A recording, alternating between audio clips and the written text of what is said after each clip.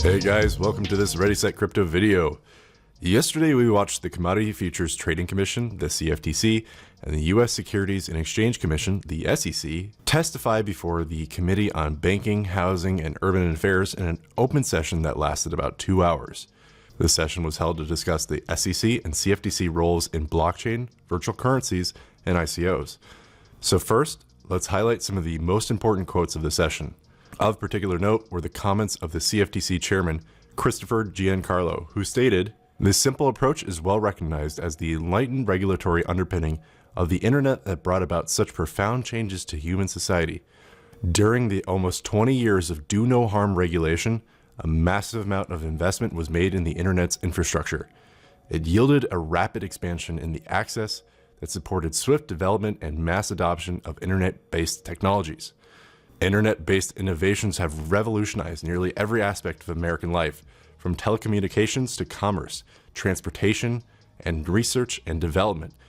Do no harm was unquestionably the right approach to development of the internet. Similarly, I believe that do no harm is the right overarching approach for distributed ledger technology." He continued, "With proper balance of sound policy, regulatory oversight, and private sector innovation, new technologies will allow American markets to evolve in responsible ways that continue to grow our economy and increase prosperity." In response to a question regarding the value of Bitcoin, Giancarlo responded, "It's important to remember that if there were no Bitcoin, there would be no distributed ledger technology. By the way, distributed ledger technology is essentially blockchain. It's important to stress that this does not mean cryptocurrencies are out of the woods." Jay Clayton, the chairman of the SEC, weighed in his concerns.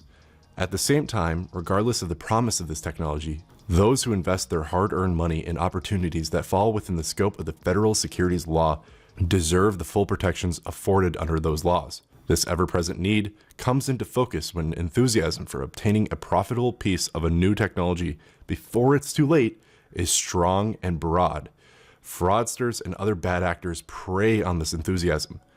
That being said, he also stated, "To be clear, I am very optimistic that developments in financial technology will help facilitate capital formation, providing promising investment opportunities for institutional and Main Street investors alike.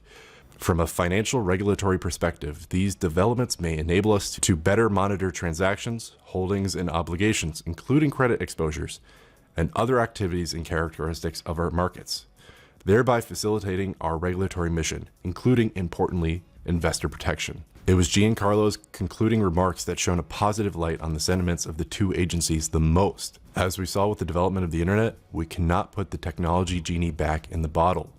Virtual currencies mark a paradigm shift in how we think about payments, traditional finance processes, and engaging in economic activity. Ignoring these developments will not make them go away, nor is it a responsible regulatory response.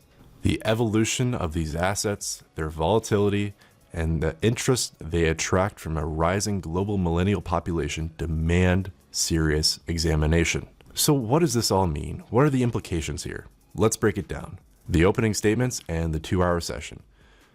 First, it's clear to us that the CFTC and SEC are working together toward a similar end. Allow innovation, stop imposition.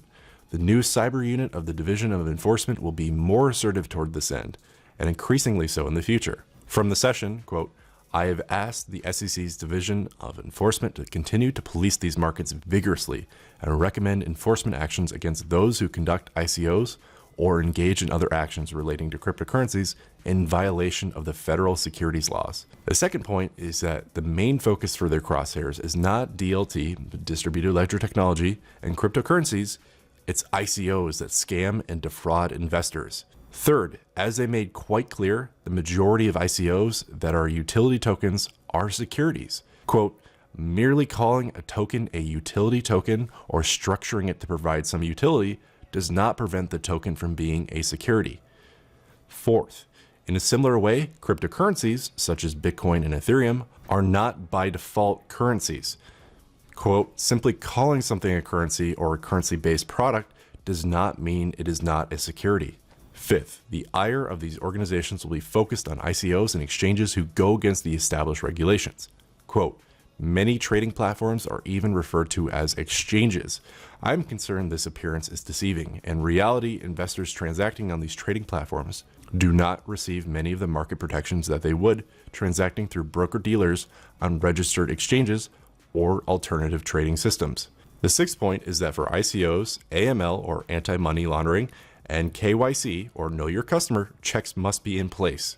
Quote, market participants should treat payments and other transactions made in cryptocurrency as if cash were being handed from one party to the other. Seventh, to the surprise of basically no one, they have reiterated their position that ICOs are the sale of securities.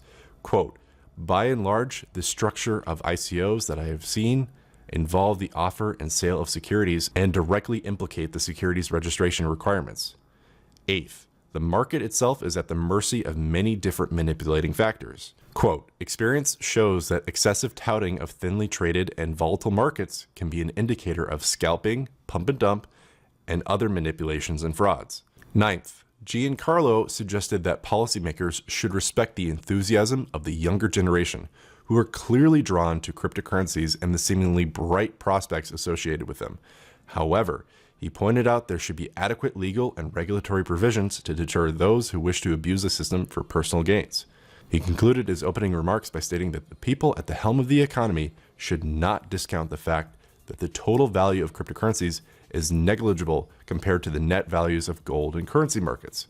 Quote, we owe it to this new generation to respect their interest in this new technology with a thoughtful regulatory approach. And finally, the 10th point is that the ICO landscape will need to change in this brave new world of crypto. All in all, it's clear to us that the SEC and CFTC have the intention to protect legitimate investors while punishing those who defy securities laws. How they're actually going to go about doing that remains yet to be seen, but we believe this is a step in the right direction. Crypto needs to work with governments and not against them if there is to be a long-term horizon for this space. Quite simply, ICOs are illegal if they don't register with the SEC, which was made clear by the chairman stating that he does not oppose entities using ICOs to raise money, but they must do so legally. This may have the consequence of seeing a wave of established companies raising capital through legal channels, such as SEC-approved ICOs. This is a brave new world for crypto that is unfolding. As it's now likely to unfold, cryptocurrencies must go a step further to tell their story and be able to explain rationally how their product works. Like many things, this process of change will be difficult and uncomfortable for an ecosystem that is used to operating like the Wild West. But look at what we stand to gain, escaping the labels of scam and fraud and becoming a more legitimate space will open the doors to the skeptics and the institutions. Yes, there will be some desertion of established ways, but that's how change occurs. The stakes are too high. The path of crypto is one of freedom and regulation, and it'll be very interesting to see how we build this new world together. You have every right to feel as though the future of crypto with stricter regulation would limit the potential. If governments and institutions want to create their own cryptocurrencies, they just have to take out the existing decentralized solutions at the knees. So to that end, I think the internet is an important parallel. Absolutely, it's the case that the internet is getting more and more regulated, which is unfortunate as a free and open internet has been the catalyst for an explosion of information sharing and human knowledge. But I think we can all agree that some people choose to use the internet for nefarious ends. To the same end, the potential of Bitcoin didn't stop at Silk Road. It became something new. Last year was marked by unprecedented growth for the industry, but 2018 will usher in a new era of due diligence and transparency. With the start of the year, the SEC and CFTC are essentially forcing cryptocurrency's hand. Much of the world follows the United States lead, and so we would do well to work with them and not against them. As Clayton noted, quote, market participants, including lawyers, trading venues, and financial services firms, should be aware that we are disturbed by many examples of form being elevated over substance, with form-based arguments depriving investors of mandatory protections, end quote. Look, as it stands, crypto needs to grow. Even among people invested in crypto, it's estimated that the actual use of crypto for payments, adoption, is way less than 1%. Regulation is a stepping stone, one of many for wide stream adoption of the decentralized future we all envision. So guys, thank you very much for watching. If you enjoyed the video, please hit the like button. And if you're new here, please hit that subscribe button so you can continue to see high quality crypto analysis. And don't forget to hit the bell next to the subscribe button to be notified when we put out new videos. Additionally, check out the description for a link to our daily newsletter. Thanks again for watching, guys. I'll catch you in the next one. Cheers.